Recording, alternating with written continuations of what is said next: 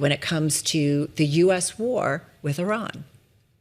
So look, I think that there's a fundamental, irreconcilable difference between the United States and Iran, and that is, what is the status of the Strait of Hormuz moving forward?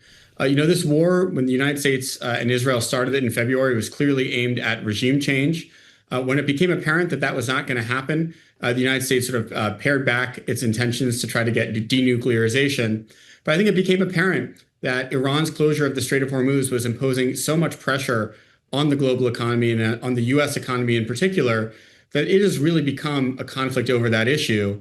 And even the memorandum of understanding, the deal that was signed last month, it left some serious ambiguities over the future status of the Strait of Hormuz. And I think that's what's bubbling to the surface right now. The U.S. and Iran really fighting over what the status of the strait will be moving forward. Well, Edward, I want to stick on the strait. Could, all the influence that Iran has on that waterway, could it kind of change the power dynamic in the Middle East permanently? Oh, certainly. And I think that's what Iran sees and why Iran believes it's so important for it to retain control over the Strait of Hormuz moving forward. Because for Iran, the Strait of Hormuz offers really two major benefits. First of all, it's a deterrent, that any time the United States or Israel or any other country threatens Iran militarily, Iran can say, well, guess what? We are closing the world's most important energy choke point, and we can inflict significant harm on you. That's obviously what we've seen over the last few months. But I think there's another benefit for Iran, and that's just in terms of revenue. The Iranian government officials have said that they see the Strait of Hormuz as about a $40 billion annuity, just from charging service fees, insurance fees, other fees for ships going through the strait. That's a huge amount of money for Iran. That would basically double the amount of money that they earn selling oil, which is their one major export. So I think it's going to be very challenging to get Iran to give up that control. But of course, the only way to get Iran to give up that control would require the U.S. to escalate militarily. And that doesn't seem like something President Trump really wants to do. Why not go back to where we were? Give Iran the strait. I mean, it seemed to work pretty well. And if we can get the denuclearization, which I thought was really the main goal here, and maybe a regime change, but that is obviously tricky, why not? Doesn't the U.S. say, okay? Yeah, I think there's a few reasons, but I think first of all, free and open navigation of waterways is a linchpin of the international system that the United States has really buttressed since the end of World War II. And Donald Trump on multiple occasions has said that there will be no charges in the Strait of Hormuz. Marco Rubio has been even more explicit, saying that if Iran were to set up a toll at Hormuz, that would cause chaos.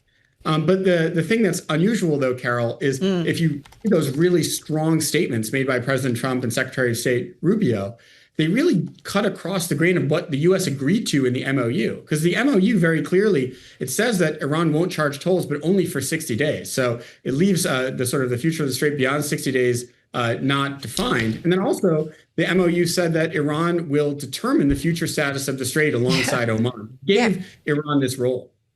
Help me understand something. I've been to the Panama Canal. I've watched big boats going through. They charge a lot. So what's the difference? What am I missing? Yeah. So the Panama Canal, the Suez Canal, they are both man-made canals that require engineering, officials to operate them. And so they have long charged fees. And for both the Egyptian government and the Panamanian government, they make billions of dollars a year operating those canals. I think probably the best analogy here for the Iranians would be either the Bosphorus, which is a strait, naturally occurring strait. Mm-hmm. Maybe the slight difference there is that Turkey controls both sides of the Bosphorus, whereas Iran is only one side of the Strait of Hormuz, or the Strait of Malacca. And in the case of the Bosphorus, there's an international treaty, the Treaty of Montreux, that does give Turkey the ability to regulate that waterway. They do make money off of it.